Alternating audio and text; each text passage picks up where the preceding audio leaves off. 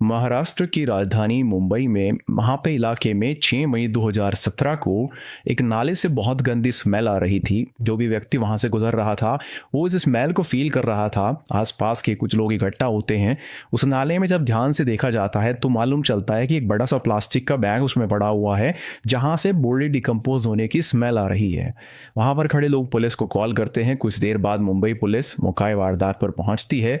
उस नाले से उस बैग को बाहर निकाला जाता है और जब उस बैग को खोला जाता है तो वहां खड़े सभी व्यक्तियों के पैरों तले जमीन खिसक जाती है, क्योंकि उस पॉलिथीन बैग के अंदर एक शरीर का कटा हुआ हिस्सा था। इस शरीर के ना तो पैर थे, ना ही दोनों हाथ थे और ना ही उस बॉडी पर उसका सिर था। केवल उसके धड़ को उस पॉलिथीन बैग में डालकर वहां पर फेंका गया था।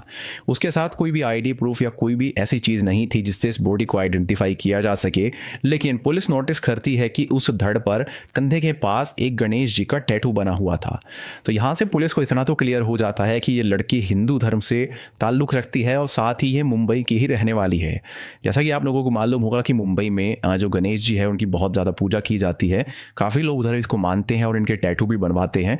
लेकिन अब पुलिस के सामने सबसे बड़ा सवाल ये था कि आखिर ये लड़की कौन है और इतने निर्मम तरीके से इसकी हत्या किसने की। तो चलिए आज के इस वीडियो में मुंबई के दर्दनाक हत्याकांड के पीछे की पूरी सच्चाई जानते हैं। पुलिस सबसे पहले उसी नाले में एक सर्च ऑपरेशन चलाती है, क्योंकि पुलिस को लग रहा था कि अगर किसी लड़की का धड़ यहाँ से मिला है तो बॉडी के बाकी पार्ट भी इसी नाले से मिल सकते हैं। लेकिन कई घंटों की मशक्कत के बाद भी उस नाले से शरीर का दूसरा कोई भी हिस्सा पुलिस को नहीं मिलता है। पुलिस इस धड़ को पोस्टमार्टम के लिए भेज देती है। साथ ही इसकी बॉडी पर जो गणेश जी का टैटू मिला था उसकी फोटोग्राफ्स ले लेती है और जिस कपड़े में लपेट कर इसको फेंका गया था उसके भी फोटोग्राफ्स लेकर अगले दिन के अखबार में प्रिंट करा देती है, क्योंकि पुलिस के पास और कोई तरीका था ही नहीं कि इस बॉडी की शिनाख्त की जा सके। अगले दिन यानी कि 7 मई 2017 के अखबार में न्यूज़ फैल जाती है। देखते ही देखते महाराष्ट्र मुंबई में एक खबर आग की तरह फैलती है, लेकिन उसके बावजूद भी पुलिस के हाथ कुछ नहीं लगता है। 7 तारीख का दिन बीत जाता है, 8 मई का दिन पूरा बीत जाता है, लेकिन कोई भी इस बॉडी को क्लीन करने के लिए नहीं आता है। साथ ही पुलिस आसपास के जितने भी पुलिस स्टेशन हैं उसमें मिसिंग कंप्लेंट का डाटा भी चेक कर रही थी कि क्या पिछले 48 या 72 घंटों में किसी ने कोई मिसिंग कंप्लेंट लिखवाई है। अब दिन आ जाता है 9 मई 2017 का, जब पुलिस स्टेशन में कविता डुडे और गणेश डुडे नाम के 2 लोग आते हैं और पुलिस को कहते हैं कि अखबार में जो आर्टिकल प्रिंट हुआ था वो उसी के बारे में पूछने के लिए आए हैं। वो पुलिस को बताते हैं कि उनकी एक छोटी बहन है जिसका नाम प्रियंका डुडे है और वो 5 मई 2017 से लापता है और उसके कंधे पर भी बिल्कुल ऐसा ही गणेश जी का टैटू बना हुआ था। पुलिस यहाँ पर उन दोनों को वो डेड बॉडी का हिस्सा दिखाती है, साथ ही वो कपड़े भी दिखाती है जिसमें वो डेड बॉडी लपेटकर फेंकी गई थी। उन कपड़ों के आधार पर कविता डुडे और गणेश डुडे उस लड़की को पहचान लेते हैं और पुलिस को कहते हैं कि उनकी छोटी बहन प्रियंका डुडे ही है। कविता डुडे और गणेश डुडे पुलिस को ये बताते हैं कि एक हफ्ता पहले यानी कि 30 अप्रैल 2017 को ही उन्होंने अपनी छोटी बहन की शादी की थी और उसकी शादी सिद्धेश गौरव नाम के एक लड़के से हुई थी। बेसिकली लव मैरिज थी और वो वर्ली में अपने ससुराल में रह रही थी। शादी के 2 दिन बाद जब प्रियंका अपने घर वापस आई तो उसने अपने भाई गणेश और बहन कविता को बताया कि उसके ससुराल वाले उसे मारते पीटते हैं, उनका व्यवहार सही नहीं है, लेकिन उसके बावजूद भी वो वापस अपने ससुराल चली जाती है। 4 तारीख को दिन में प्रियंका ने अपनी बहन कविता से बात की थी, लेकिन 5 तारीख से उससे बात होना बंद हो गया था। जब 6 तारीख को कविता ने प्रियंका के पति सिद्धेश को फोन करके पूछा तो वो कुछ सही से जवाब भी नहीं दे रहा था। इसलिए जो कविता और गणेश है वो कह रहे थे कि उनका पूरा शक प्रियंका के ससुराल वालों की तरफ ही है। अब पुलिस इस बात को समझते हुए प्रियंका के जो ससुराल है वहां पर पहुंच जाती है। वहां जाकर उसके पति सिद्धेश से ससुर और सास माधुरी से बातचीत की जाती है, लेकिन उनकी बातों से पुलिस को ऐसा लग रहा था कि इस केस में कोई उनका इन्वॉल्वमेंट नहीं है, क्योंकि वो पुलिस को बताती हैं कि वो भी अपनी बहू के गायब होने से परेशान है। उन्होंने नज़दीकी पुलिस स्टेशन में उसकी मिसिंग रिपोर्ट भी लिखवा रखी है। पुलिस क्रॉस चेक करती है तो ये सब कुछ सच पाया जाता है, यानी कि जो कविता और गणेश ने पुलिस को बताया था उसके अनुसार पुलिस को प्रियंका के ससुराल वालों पर कोई भी शक नहीं हो रहा था। अब क्योंकि पुलिस को इस केस में कोई खास लीड नहीं मिल रही थी, इसलिए पुलिस यहाँ पर प्रियंका डुडे और साथ ही उसके पति सिद्धेश गौरव के जो बैकग्राउंड है उसको खंगालना शुरू कर देती है। पुलिस को मालूम चलता है कि प्रियंका डुडे के माता पिता का देहांत पहले ही हो चुका था। उसके बड़े भाई गणेश डुडे और बड़ी बहन कविता डुडे ने ही प्रियंका का पालन पोषण किया था।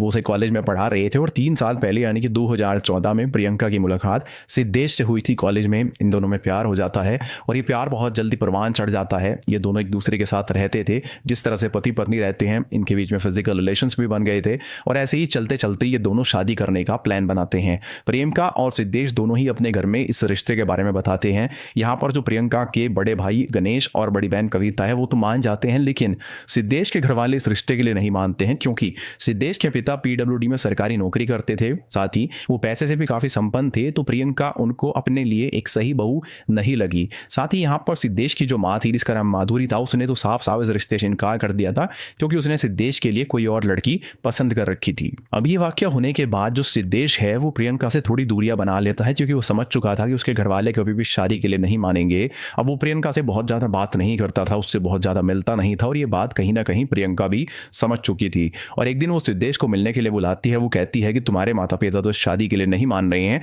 चलो हम दोनों भाग के शादी कर लेते हैं, जब एक बार हमारी शादी हो जाएगी तो तुम्हारे घर वालों को मानना ही पड़ेगा। लेकिन सिद्धेश यहाँ पर प्रियंका से शादी करने से साफ साफ इनकार कर देता है। अब यहाँ पर प्रियंका जो है वो काफी घबरा जाती है और घबराहट में वो सिद्धेश से कहती है कि तुमने मेरा इस्तेमाल किया है, तुमने मेरे साथ कई सालों तक फिजिकल रिलेशन भी बनाए हैं, अगर तुमने मेरे साथ शादी नहीं की तो मैं तुम्हारे ऊपर फॉल्स केस लगवा के तुम्हें जेल में डलवा दूंगी। अब प्रियंका की ऐसी बातों से जो सिद्धेश है वो काफी डर गया। उसने शादी के लिए हाँ बोल दिया, लेकिन उसने प्रियंका से कहा कि तुम्हें मेरी माँ से जाकर बात करनी होगी। और अगले दिन जो प्रियंका है वो सिद्धेश के घर उसकी माँ से बात करने के लिए चली जाती है, लेकिन वहां पर प्रियंका के साथ बहुत ही गलत होता है। दरअसल सिद्धेश की माँ प्रियंका के साथ मारपीट करती है और उसे मारपीट करने के बाद घर से भगा दिया जाता है। प्रियंका वापस अपने घर आती है, सारी बातें अपनी बड़ी बहन कविता और भाई गणेश को बताती है कि इस तरह से सिद्धेश के घर वालों ने मेरे साथ मारपीट की है और वो शादी से भी इनकार कर रहे हैं। अब इसके चलते जो प्रियंका है और उसकी बहन कविता और भाई गणेश तीनों नजदीकी पुलिस स्टेशन में जाकर उनकी रिपोर्ट लिखवा देते हैं। जब इस बारे में सिद्धेश के पिता को मालूम चलता है तो वो भागते हुए पुलिस स्टेशन में जाते हैं। वो प्रियंका और उसके भाई और बहन को समझाते हैं और शादी का वादा करा के उस केस को वापस ले लेते हैं। सिद्धेश के पिता प्रियंका से कहते हैं कि वो खुद उन दोनों की शादी कराएंगे। हालांकि प्रियंका की बड़ी बहन कविता और बड़ा भाई गणेश उसको इस बात के लिए मना कर रहे थे कि वो शादी ना करे, क्योंकि जब शादी से पहले ही सिद्धेश के घर वालों का व्यवहार कुछ ऐसा है तो शादी के बाद कैसा होगा। लेकिन प्रियंका नहीं मानती है, वो सिद्धेश से शादी करने की जिद पर अड़ी रहती है और इसी के चलते 30 अप्रैल 2017 को एक मंदिर में सिद्धेश और प्रियंका की शादी कर दी जाती है। इस शादी में सिद्धेश के घर वाले और प्रियंका के घर वाले मौजूद थे और कुछ करीबी यार दोस्त मौजूद थे, उसके अलावा कोई भी नहीं था।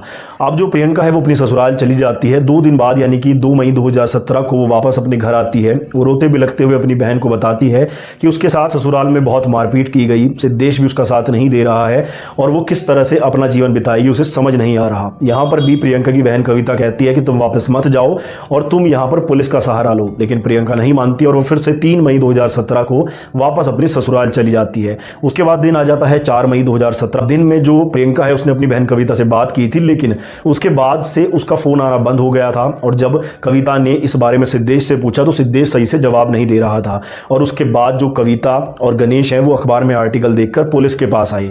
अब ये पूरा वाकया सुनने के बाद पुलिस को इतना तो यकीन हो गया था कि प्रियंका डुडे की हत्या के पीछे कहीं ना कहीं उसके ससुराल वालों का ही हाथ है, लेकिन पुलिस को किसी भी तरह से एविडेंस जुटाने थे। अब पुलिस यहाँ पर सिद्धेश, उसके पिता और उसकी माता माधुरी के कॉल डिटेल्स चेक करती है। यहाँ पर उन्हें उसके पिता और सिद्धेश की कॉल डिटेल्स में तो कुछ नहीं मिलता, लेकिन सिद्धेश की मां माधुरी की कॉल डिटेल में एक ऐसा नंबर मिलता है जिस पर उसने अभी अभी 3-4 दिन पहले बात करना शुरू किया था। पुलिस अंधेरे में तीर चलाते हुए उस नंबर की जानकारी निकालती है तो मालूम चलता है कि वो नंबर किसी दुर्गेश नाम के व्यक्ति का था। पुलिस यहाँ पर दुर्गेश को बिना देरी के उठा लेती है। जब थोड़ा सख्ती से उसके साथ पूछताछ की जाती है तो वो टूट जाता है और वो पुलिस को कहता है कि प्रियंका के ससुराल वालों के साथ मिलकर मैंने ही प्रियंका की हत्या की है। अब ये जो दुर्गेश नाम का व्यक्ति था इसके पहले भी कई क्रिमिनल रिकॉर्ड रहे थे जिसके आधार पर पुलिस ने इसको उठाया था, लेकिन इसने पूरा सच उगल दिया।